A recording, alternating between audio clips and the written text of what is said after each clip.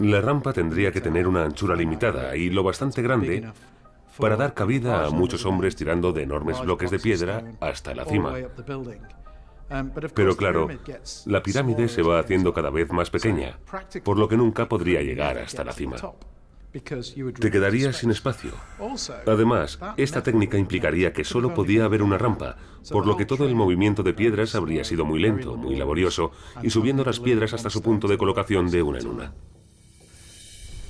Hemos probado con 5 hombres sin conseguirlo, así que ahora vamos a probar con 8 a ver si lo podemos mover. 1, 2, 3, ¡ya! Por fin consiguen la inercia que necesitan. ¡Despacio, despacio! Pero no el control. Y las consecuencias son nefastas.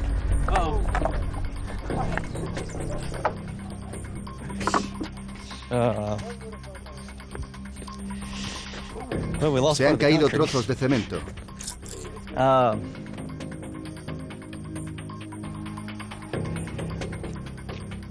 Me temo que hemos ido muy deprisa para los rodillos y no teníamos bastantes.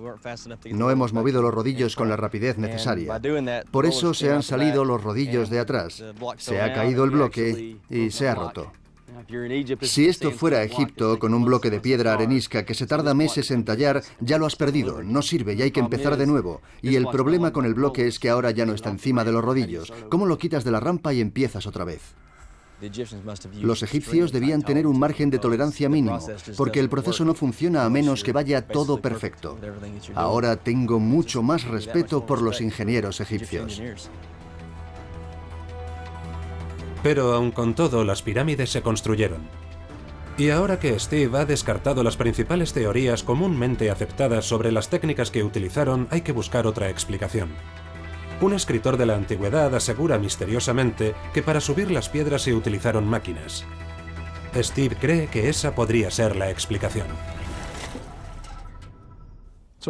Creo que usaron rampas para el tercio inferior de la pirámide, un tercio de su altura. En los niveles inferiores, las rampas irían perpendiculares a las caras de la pirámide. Y habría al menos 4 rampas. Para las que se utilizarían una cuarta parte de los materiales necesarios para construir una única rampa hasta la cima. Y tendría otra importante ventaja. Sabemos que el ángulo de inclinación de la rampa se tiene que mantener en todo momento. Pero así hay 3 rampas operativas mientras se trabaja en subir la cuarta. Se puede levantar una rampa mientras se continúa trabajando por las otras, lo que da acceso continuo a la plataforma de trabajo. Así se mantiene a los hombres trabajando, la piedra seguiría llegando y a la vez se podrían aumentar las rampas necesarias para seguir al siguiente nivel. Vale, ya tenemos las piedras. ¿Y después qué? La teoría de Steve depende de un descubrimiento realizado por el especialista en construcción Dennis Stokes, que entre algunos bloques había visto lo que parecía una especie de pasta seca. No era para unir los bloques, de eso se ocupaba el peso. Dennis Stokes se dio cuenta de que era para deslizarlos. Y sí, es muy fácil. Muy fácil. Sí, ya lo ves, Melinda. El mortero de yeso hace que se deslicen probablemente con una quinta parte de la fuerza que era necesaria cuando estaba seco. Con esta información, Steve se da cuenta de que la superficie de los bloques era tan lisa que una vez colocados a la altura deseada, se podían deslizar con relativamente poco esfuerzo. Lo único que faltaba era un sencillo aparato elevador. Estoy levantando una construcción en la que, en los niveles inferiores, pongo rampas de ladrillos de adobe para subir las piedras y los subo a 50 metros. Pero a medida que la pirámide se estrecha por arriba, necesito otra técnica para subir los bloques. Steve cree que era la solución obvia para los ingenieros egipcios. Una solución que surge, como casi toda la vida del antiguo Egipto, del río Nilo. En aquella época los egipcios ya contaban con técnicas para levantar pesos. Tenían un aparato llamado shaduf. Consistía en 2 troncos de madera formando una especie de balanza. Y lo usaban a modo de palanca para sacar agua del río. Los shaduf son la forma más sencilla de grúa. Siguen utilizándose en la actualidad y sabemos que los antiguos egipcios los tenían. Y si los usaban para sacar agua, ¿por qué no también para levantar piedras? Hace falta madera. No abunda mucho, pero solo necesito unas cuantas de estas grúas primitivas. Con un poste vertical y una sección horizontal, puedo izar una piedra de 2 toneladas con media tonelada de hombres en el otro extremo del tronco horizontal. Lo que significa que 8 o 10 hombres pueden levantar la piedra sin problemas. Lo que hago es traer la piedra a pie de obra, rodearla con unas cuerdas, subirla verticalmente y sostenerla en el aire. Empujo la siguiente piedra, la apoyo en ella y la deslizo lateralmente hasta su sitio. Después hago lo mismo con la siguiente, subirla, apoyarla y empujarla lateralmente en el nivel superior. Así tengo un equipo dedicado exclusivamente a izar piedras todo el día. Y otros 2 equipos, uno trayendo las piedras y el otro deslizándolas hasta su sitio. Creo que así es como lo hicieron. O sea que el enigma de la construcción de la pirámide se podría resolver con esta primitiva grúa. Hace casi 30 siglos y durante 20 años, el talento egipcio para organizar y realizar con precisión dio como resultado una construcción única. A mí me resulta muy difícil imaginar cómo se podía superar algo como la Gran Pirámide de Keops. Se podía aumentar la escala, pero todo el saber de la época sobre cortar piedra y usarla para construir se une en una construcción perfecta. La Gran Pirámide de Keops siempre será el símbolo más visible del poder y el ingenio egipcios. Pero no es, en absoluto, el final de la historia.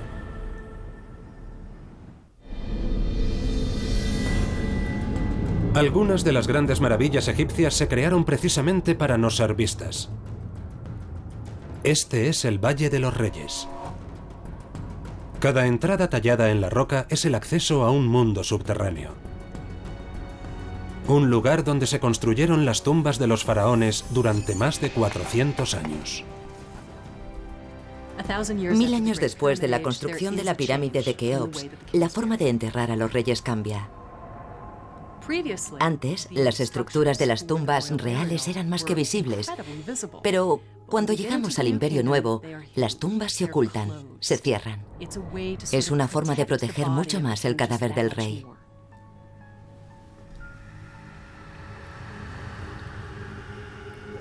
Si pudiéramos hacer una radiografía de lo que hay debajo, veríamos el alcance y la complejidad de toda la red de túneles, tumbas y cámaras que conforman el Valle de los Reyes.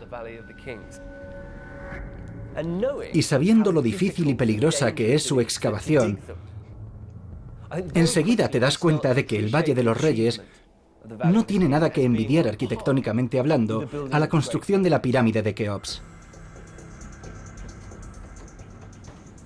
Hasta el momento se han descubierto 63 tumbas y algunos arqueólogos creen que todavía quedan muchas más. Aunque solo la tumba de Tutankamón se encontró con sus tesoros intactos, todas tuvieron en su momento todo lo que un rey podía necesitar en el más allá.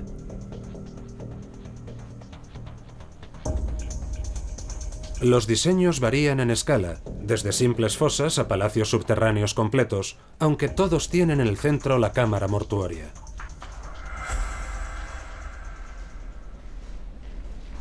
Es una sala gigantesca. Y además debemos tener en cuenta que estamos a unos 30 metros de profundidad bajo un enorme peso de roca. Aunque no parece que vaya a desplomarse, se mantiene en excelente estado de conservación. Supieron ver dónde la roca es más fuerte y capaz de soportar mejor el peso, y lo utilizaron para construir esta enorme cámara. Esta cámara no se llegó a terminar. Los tallistas y decoradores aún estaban trabajando en ella cuando el rey murió. Gracias a eso, Steve pudo ver la roca desnuda. Pero lo que de verdad quiere ver es el proceso desde el principio. ¿Cómo excavaron todos estos túneles?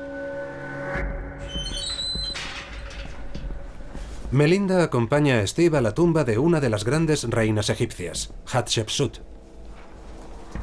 Fue una de las primeras que se excavó aquí hace 3500 años. No está abierta a los turistas, imposible, es demasiado empinada y peligrosa. La decoración tampoco es muy elaborada, lo que para Steve es perfecto. Este es un sitio muy interesante. La historia de los hombres que excavaron este túnel está tallada en la piedra.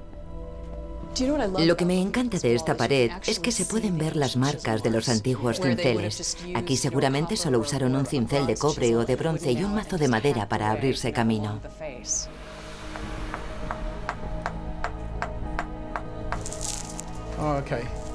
Esto es interesante.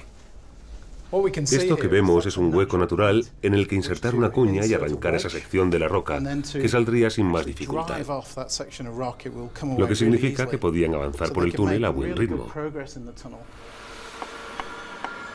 Así se tunelaba en el antiguo Egipto. Todo se reducía a un hombre rompiendo la roca con las herramientas más primitivas. Las técnicas para tunelar en la actualidad no tienen nada que ver con cómo se tunelaba entonces. Ahora tenemos grandes tuneladoras y contamos con sistemas de protección para la mano de obra, sofisticados sistemas de alarma y ventilación. Las técnicas de una y otra época son como el día y la noche. Aquí, en esta roca sobre nuestras cabezas, hay una grieta enorme en la que puedo meter los dedos.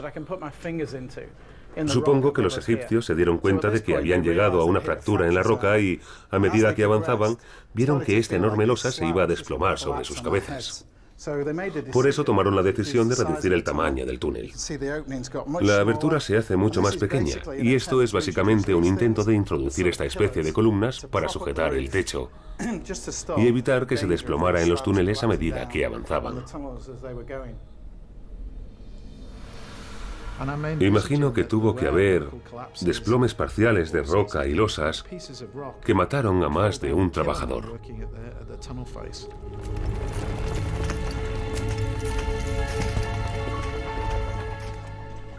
Aquí está muy bajo. Parece que hemos llegado al final, donde está la cámara. Increíble. Eso de ahí abajo es la cámara mortuoria de Hatshepsut. Desde el punto de vista geológico, creo que eligieron este lugar como el final por el esquisto. Es una roca muy dura. Aquí está tan al descubierto que puedes ver exactamente cómo lo hicieron. Es fantástico. Es una maravillosa obra de ingeniería.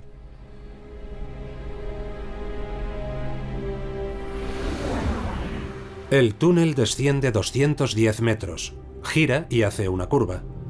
Y de repente cambia de dirección para seguir el filón de la roca. Aunque parezca caótico, esto, al igual que buena parte de las construcciones egipcias, forma parte de un proyecto más amplio. La ubicación de la tumba, cuidadosamente calculada, guarda relación con el templo que Hatshepsut se hizo construir al otro lado de la montaña. Y desde una panorámica más amplia, vemos que no son las únicas conexiones. Si trazamos una línea recta desde el eje principal de la cámara mortuoria, esta se alinea casi perfectamente con el templo de Hatshepsut y después con la entrada principal de Karnak. A la hora de construir tumbas, monumentos y templos, los egipcios no dejaban nada al azar.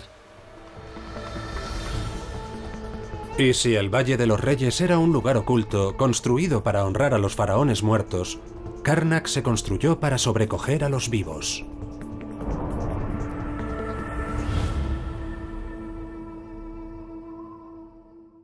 Steve, estamos en el templo de Amon-Ra en Karnak. Son 1500 años de historia.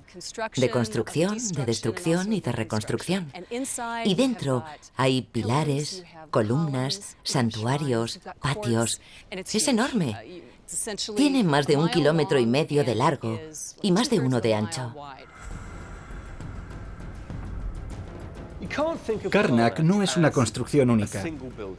Se construyó a lo largo de 1300 años y cada nuevo constructor y faraón añadía una nueva carpa para crear el complejo que vemos hoy en día. La principal construcción de Karnak es una sala de columnas o sala hipóstila. El objetivo del ingeniero fue crear un espacio digno de acoger al dios Sol y capaz de sobrecoger a todos los que entraran en él. Hay 134 columnas. la mayoría con la altura de un edificio de 7 plantas y un peso aproximado de 280 toneladas. Cuando entras aquí te quedas como desorientado. Las columnas son enormes, tienen entre 3 y 4 metros de diámetro y se alzan más de 16 metros, lo que es una proporción muy rara. Además están muy cerca unas de otras, la distancia entre ellas es de 4 o 5 metros. Están tan cerca que tienes la sensación de estar en un bosque de columnas. Es evidente que las columnas se montaron aquí mismo, a pie de obra. Cada columna es una pila de piedras calizas talladas previamente en forma semicircular. Y aunque cada columna está formada por docenas de piedras, cada una de estas pesa unas 5 toneladas. La pregunta es, ¿cómo las levantaron? ¿Y cómo se mantienen unidas? ¿Por qué no se separan y caen? Mientras Steve inspecciona el lugar, Melinda va a averiguarlo. Tras estudiar otros edificios egipcios en ruinas y las piedras al descubierto, Dennis Stokes ha logrado descifrar qué hay en el interior de estas gigantescas columnas. Hace falta una grapa de madera en forma de doble cola de Milano, como esta, que encaje en estas dos muescas y las una.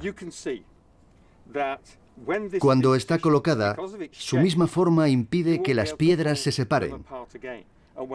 Y cuando colocas la siguiente piedra encima, a medida que sube la columna, la grapa queda definitivamente inmovilizada. A veces las hacían de madera, otras de piedra y otras de metal. Una grapa en doble cola de Milano es fácil de hacer. Y una vez que las piedras se han colocado, el mismo peso impide que se muevan. Por un lado, la sala hipóstila es una construcción muy sencilla. Sabemos exactamente cómo está diseñada y cómo se mantiene en pie. Pero lo que no sabemos es cómo se construyó, cómo unieron todas las piezas, y descifrarlo es todo un reto.